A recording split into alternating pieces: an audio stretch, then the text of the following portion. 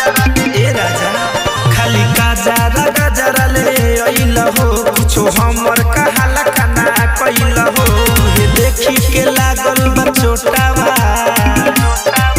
उठला लीला रुसल बाए सैया जी सुनर सुनर उठावा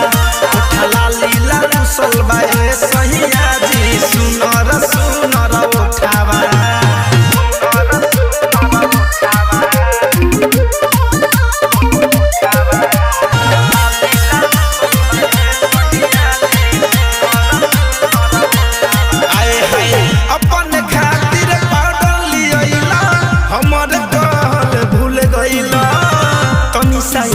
का